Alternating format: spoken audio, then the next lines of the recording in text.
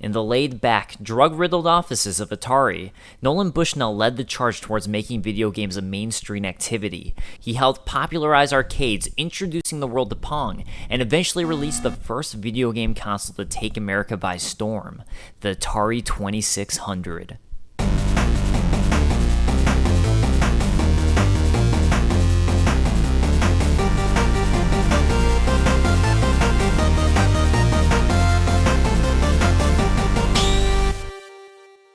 It was in 1970 when Nolan Bushnell, a huge fan of playing the first computer game, Space War, in college, started creating a clone, Computer Space, one of the first electronic arcade machines.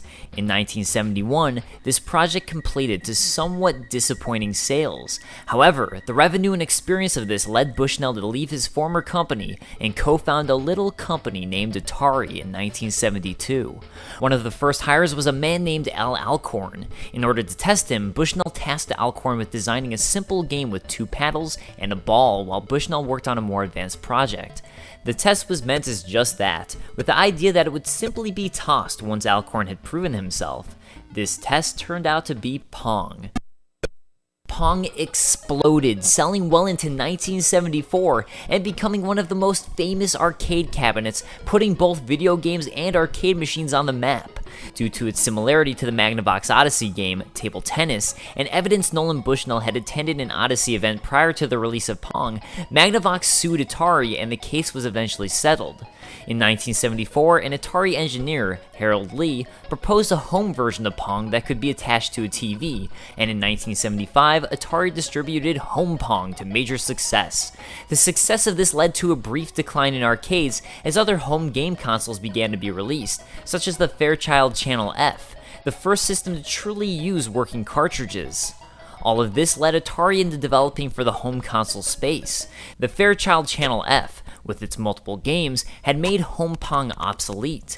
The only way for Atari to compete was to create a full home console of their own, one that would operate similar to computers at the time, but with the sole functionality of playing games. Atari hired Jay Miner to help develop a new custom chip, Stella, for the Atari, which would be cheaper and quicker than the competition. This system was to be called the Virtual Console System, or the Atari 2600. The new video computer system by Atari. More games, more fun. Although things were going relatively well, with the decline in both the novelty of arcades and Home Pong no longer selling, Atari still lacked the funding to finish this new gaming console. The decision was reached to sell the company, and Warner Communications ended up buying. This buyout secured the funding to finish the Atari 2600, and in September 1977, the console was released to the public. The Atari 2600 was innovative in several ways. For one, it was the first gaming console to sell for a relatively low profit margin. The 2600 itself was cheap considering how much the parts cost to make it.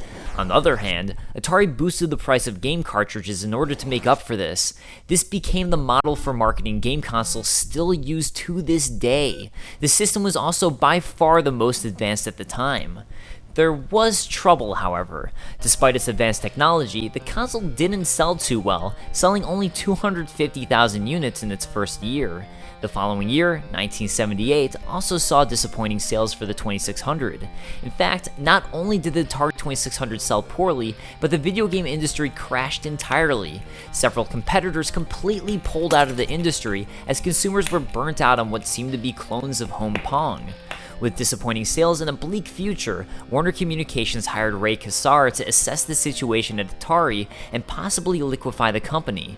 But after visiting Atari, he was impressed with the 2600 and felt he could help turn the company around. And with that, Warner Communications and Atari clashed. Atari had a laid-back approach to work, allowing employees to arrive and leave as they pleased, while simultaneously allowing employees to drink, smoke, and do drugs on the job. On the other hand, Warner Communications was a far more reserved company with a strict culture of professionalism. Meanwhile, Nolan Bushnell, the founder of Atari, was growing less and less fond of working with Warner Communications. Bushnell predicted the Atari 2600 sales would be terrible come Christmas 1978 and wanted to abandon the Atari 2600 in order to develop a more advanced system.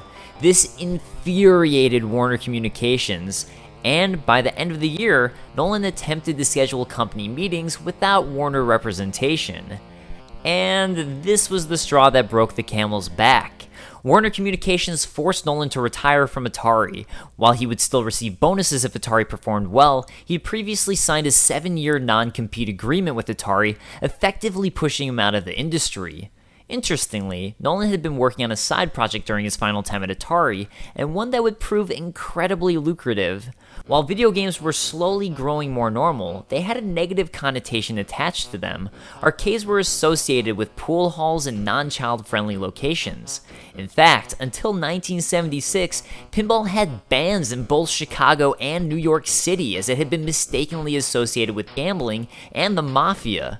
At the same time, Ronnie Lamb, a woman from Long Island, launched a war against video games, believing them to be ruining children. Trying to find a way to make playing video games a family activity, Nolan Bushnell founded a pizza company, Pizza Time Theater, in 1977, the same year he was eventually forced to leave Atari. It was a scheme where you could tell management, "I'm not putting in a video game arcade, I'm putting in a pizza parlor with video games." But it was as big an arcade as you could possibly get in and still call it a pizza parlor. This pizza company Nolan Bushnell founded called its restaurants Chuck E. Cheese. Meanwhile, at Atari, Ray Kassar of Warner Communications was named the new CEO of Atari, much to the dismay of its employees.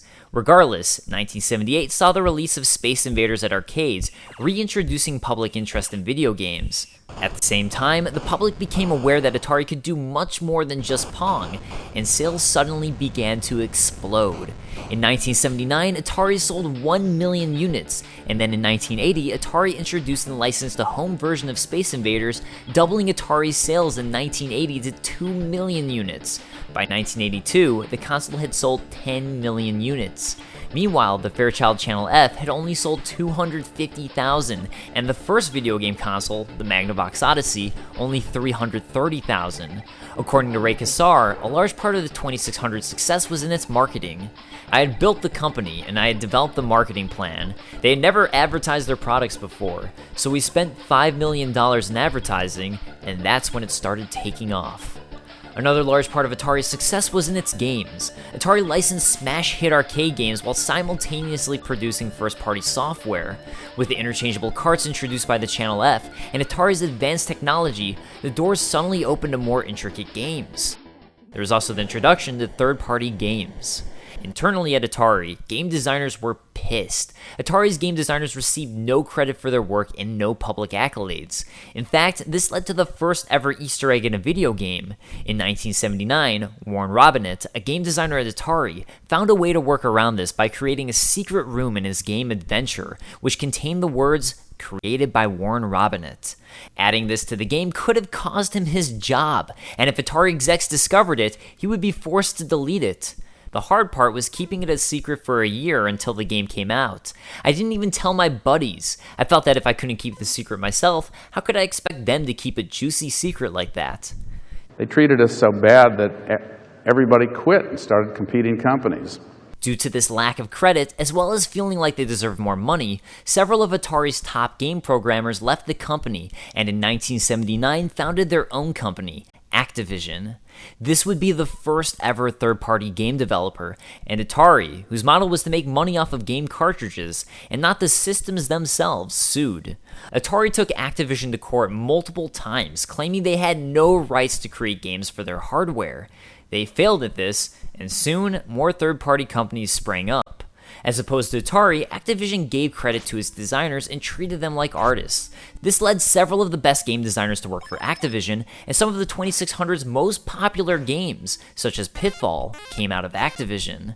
On the other hand, this also gave rise to companies such as Mystique, who to Atari's frustration began to create pornographic games for the Atari, such as Custer's Revenge. This era was referred to as the golden age of video games.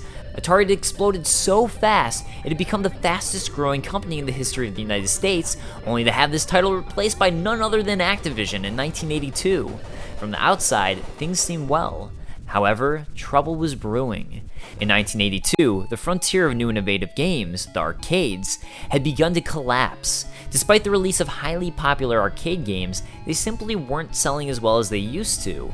In April 1982, Atari received a license to the most popular arcade game of all time, Pac-Man, and was finally set to release an Atari 2600 version of the game. Atari was so sure of the game's success, it manufactured 12 million cartridges of the game, despite less than 10 million people owning an Atari 600. In order to meet demand, Atari wanted to manufacture the game quickly, and contracted a programmer, Todd Fire, to manufacture the game with a royalty for every cartridge sold, in spite of the quality of the game. And what released was a slow and flickery shell of the original game. Pac-Man sold 7 million of the 12 million copies, and the game was so poorly received, a large number of people returned the game asking for a refund. Some retailers even canceled their orders due to the tremendously negative feedback. Despite this, Atari chugged along, and Stephen Ross, the head of Warner Communications, struck a deal with Steven Spielberg to license E.T. into a video game. The deal was struck in July of 1982, and the game had to be produced by that Christmas.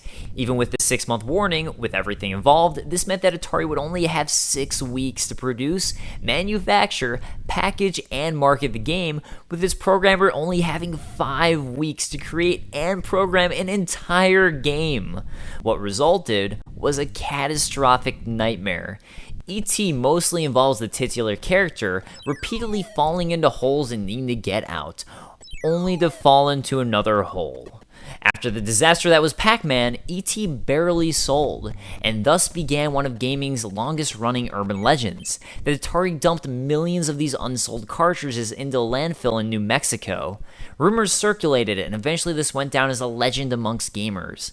In April 2014, while filming the documentary Atari Game Over, copies of the game were excavated and the urban legend was proven true. Meanwhile, Atari continued to spiral downwards.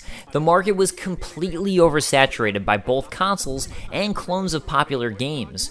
With no means of quality control, over 300 games were produced in 1982, with most being clones. Is that everything? That's everything for now. For now. This year also saw Atari attempt to release a new system dubbed the Atari 5200, but due to a low quality controller that broke frequently, and not being too much more advanced than the 2600, the Atari 5200 was unsuccessful.